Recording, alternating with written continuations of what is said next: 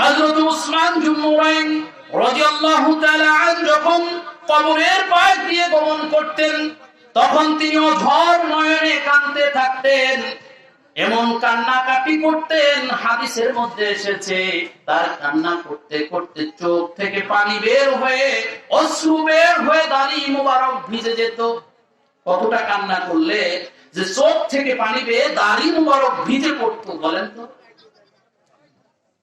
যিনি জান্নাতের সুসংবাদ প্রাপ্ত, যিনি রাসূল সাল্লাল্লাহু আলাইহি ওয়াসাল্লামের দুইটা কন্যা সন্তানের জামাতা। আমরা তো অনেক সময় মনে করি আমার সন্তান যদি হাফেজ হয় আমার জান্নাত ঠেকায় কিনা, কি বলেন ঠিক কিনা?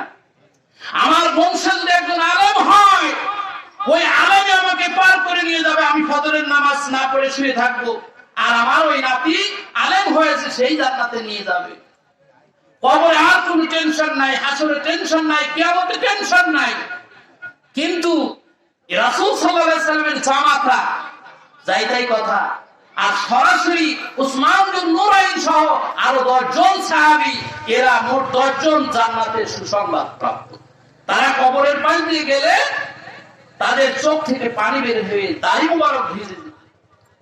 রাসূল সাল্লাল্লাহু আলাইহি ওয়াসাল্লামের এই জামাতাকে প্রশ্ন করা হলো, আপনি কবরের পাশ দিয়ে গেলে আপনার দাড়ি মোবারক ভিজে যায়, কারণ কি? আপনার সামনে জান্নাত জাহান্নামের কথা, জাহান্নামের আযাবের কথা আলোচনা করলে এতটা কান্না করেন না, কিন্তু কবরে কান্না করেন কি কারণে? রাসূল সাল্লাল্লাহু আলাইহি ওয়াসাল্লাম বলেন, তখন উসমান বিন নুরাইন বলতেছেন, ক্বালা রাসূলুল্লাহ সাল্লাল্লাহু আলাইহি ওয়াসাল্লাম আন্নাল কবরু আউয়ালু মানাজিলাম মিনাল মানাজিল। রাসূল সাল্লাল্লাহু আলাইহি ওয়াসাল্লাম বলেছেন, কিয়ামতের ময়দানের আগে পরকালে যে কয়েকটি কঠিন ঘাঁটি থাকবে, যে কয়েকটি মামলা মোকদ্দমার জন্য যেভাবে একটা কাঠগড়ায় দাঁড়াইতে হয়, যতগুলো কাঠগড়ায় একজন মৃত ব্যক্তিকে দাঁড়াইতে হয়, সর্বপ্রথম যে কাঠগড়ায় মানুষকে দাঁড়াইতে হবে সেটা হলো কবর। কবর হচ্ছে সর্বপ্রথম কাঠগড়া। এখান থেকে যে মুক্তি পাবে, রাসূল বলেন যে সমস্ত ঘাটিগুলো তার জন্য সহজ হয়ে যাবে। বলেন না সুবহানাল্লাহ। এই জন্য উসমান বিন নুরাইন কাঁদতে শুরু করত যে কবর যদি পার হয়ে যায় তাহলে আমি সাকসেস।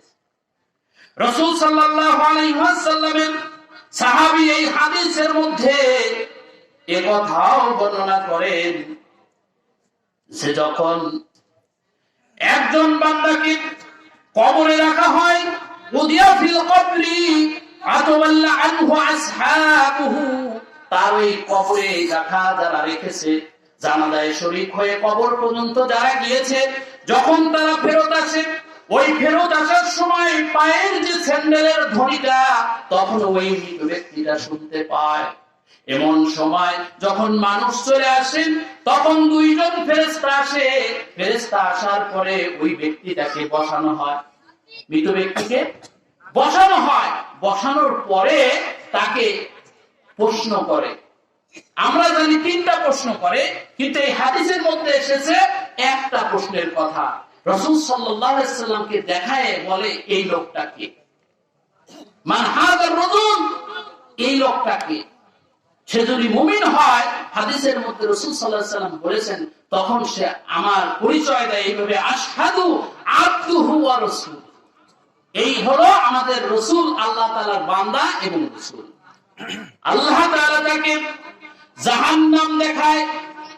দেখো, এই যে জাহান্নামটা ছিল, এই জাহান্নামটা তোমার জন্য বরাদ্দ ছিল, কিন্তু তুমি এই যে দুনিয়ার মধ্যে তাকাসুর অর্থাৎ সম্পদের প্রাচুর্যতার দিকে তুমি লক্ষ্য করো নাই, পরকালকে পুঁজি বানাইছো, রাসূলকে বুকে ধারণ করেছো, রাসূলের মহব্বতে জীবনকে উৎসর্গ করেছো, কঠিন শীতকে কনকনে শীতের মধ্যে ফজরের নামাজ আদায় করেছো। এই জন্য আমি তোমাকে কি করেছি, এই জাহান্নামটাকে জান্নাতে পরিবর্তন করে দিয়েছি। তখন মানুষ কিন্তু ওই জাহান্নামও দেখে, জান্নাতও দেখে। বলেন না সুবহানাল্লাহ। আল্লাহ তাআলা আমাদের প্রত্যেককে জান্নাতি মানুষ হিসেবে কবুল করেন। সবাই বলেন আমিন। ওয়া আখির দাওয়ানা আলহামদুলিল্লাহি রাব্বিল আলামিন।